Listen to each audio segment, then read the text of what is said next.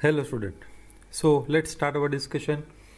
In this tutorial we are going to discuss tuple. Okay, so let's name the file tuple. So first of all, what is tuple? So tuple is similar to list, but it is immutable. So what is meaning of immutable? Means once the tuple is created, we cannot alter it. So it is like read-only variable. Once it is created, then it can be used. But it is also not like that we cannot completely, or we cannot fully modify the tuple. So that we will see. So let's start our discussion. How we can declare the tuple? So easiest way is using round bracket. So tuple can be declared using round bracket. Then let's see what is the class of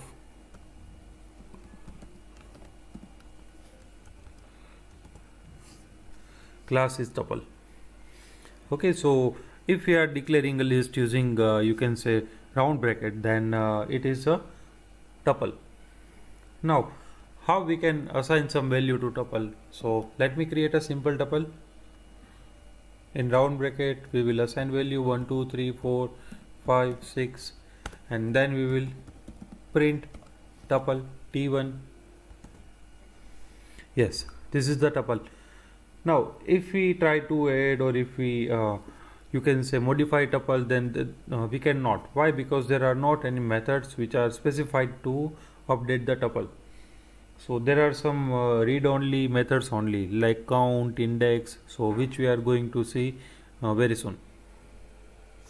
Now like list, we can create or we can store a tuple. We can store different kind of data into the same tuple.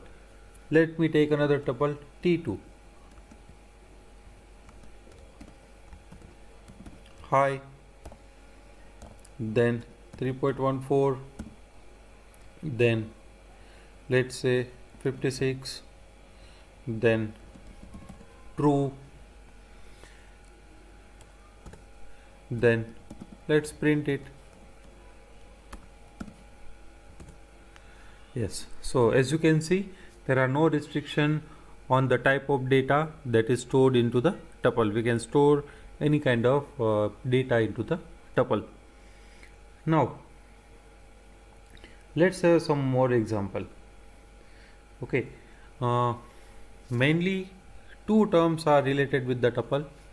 First one is packing value into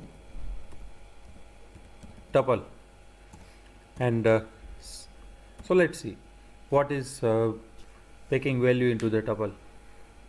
So whatever we have discussed into this line number 2, that is packing. Okay, so we will store values into the tuple. There is another method to declare the value tuple, and let me show you. So t3 equals to 1 comma 2 comma 3 comma 4 comma 5 comma 6. So this way also we can create the tuple. This is another method to create the tuple. So let me print it. Print t3 comma type of t3. Yes, if you want to declare a tuple with a single value, then t4 equals to 99 or any value, let's say 2.45 and comma, and then print t4. Yes, so let's also print class of tuple. So t4. Yes, okay, so this is another method. If we will remove this comma, then it will become a float variable. Okay, but if we will use this comma, then it will become the tuple. Now it is next terminology, that is unpacking the value. Let's say we have stored first three value. We have stored 1 2 3 4 5 6 value into the T3. Now I want to assign first three value to variable a, b and c. A comma b comma c equals to T3 0 2 3 0 1 and 2, and then we will print a comma b comma c. Got it? So we have seen this kind of operation into the list, and it is known as slicing. So whatever we have done or whatever we have implemented in slicing on list, that same we can implement on tuple. The only difference is tuple are immutable while lists are mutable. Negative index will also work. Let's say x is equals to T3 of -1. Okay, and then let's print x. Yes, so last element is 6, so -1 means last element. So negative index will also work with the tuple. Now this is known as unpacking. Okay, this was packing, means we will store value into the tuple, and this is known as unpacking.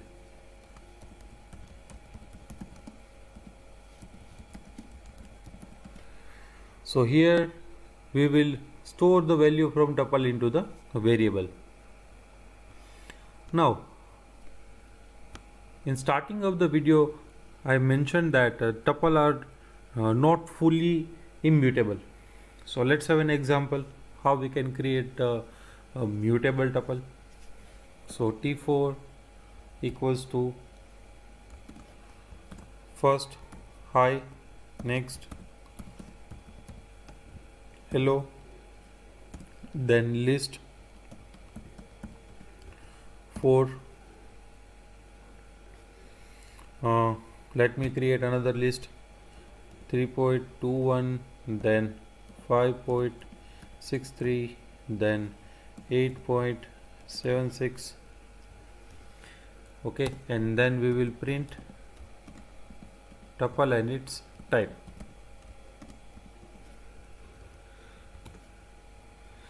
Okay, we are continuously printing the tuple and the type of that you can say variable or object, so we can have idea that we are working on the tuple.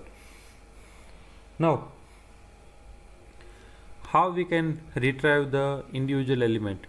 For example, I want to retrieve this 2 from T4. So how it can be written? Print T4 of what is the index of this list? 0, 1 and 2. And what is index of 2? It is 1.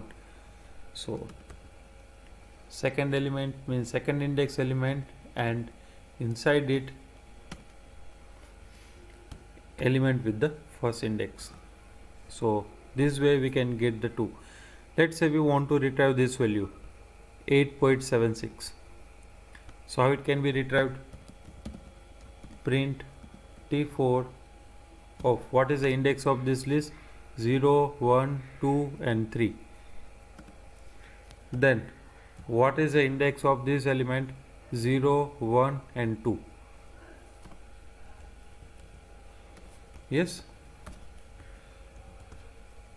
So as you can see, we will get this value. Now by default tuple is immutable, but the element of the tuple, that is list, that is mutable. So we can change the value of this list. Let me give you one example, okay, that how we can do it. T4 of, let's say we will replace this 5.63 with 0. So T4 of 3, and what is the index of this? 0 and 1.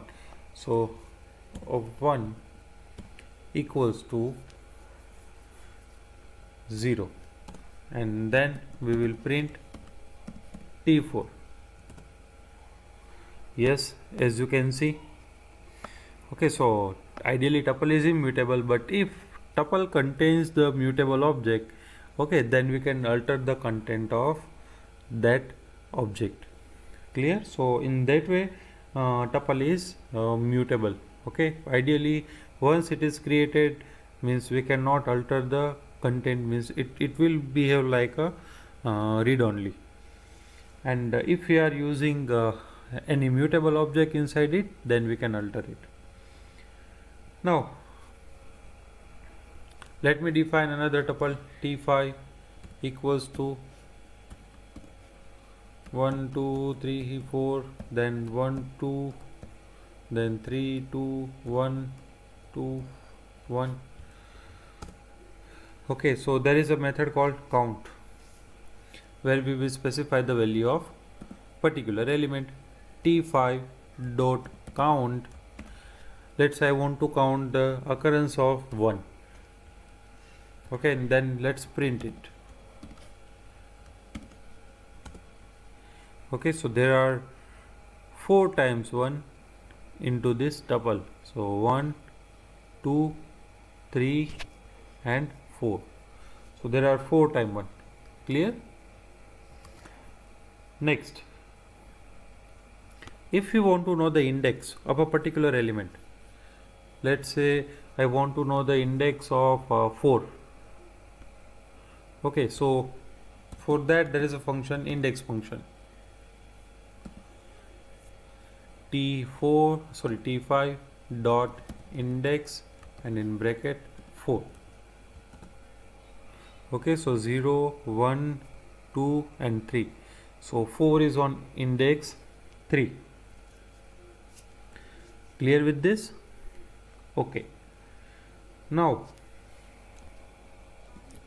another concept is membership.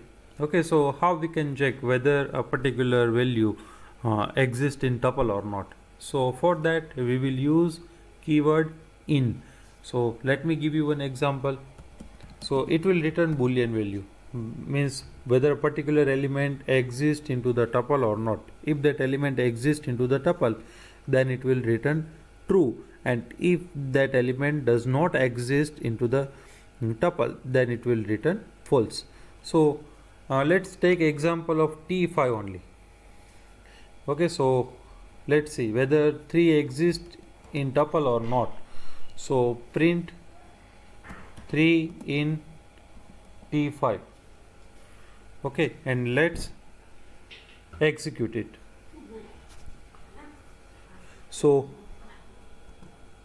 true, we will get true. Why? Because 3 exists into the T5. Now let's use not in. So print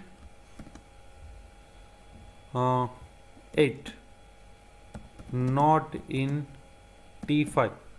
Okay, so 8 is not belonging into tuple T5, so it will return true. Okay, but let's put some existing element, let's say 1, and then execute it, so we will get false. Okay, so this is how we can check the membership. Here let's say if we put an element which is not part of you can say tuple, let's say 9, okay, then this will return false. Clear with this? Okay, so and last method, if we want to delete a tuple, then there is a function called del.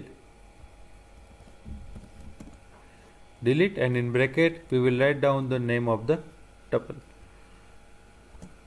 Okay, so it will simply delete that tuple. Clear with this? So this is what supposed to be discussed about the tuple. We will end our discussion here. In next tutorial or in next video we will discuss new topic. Thank you.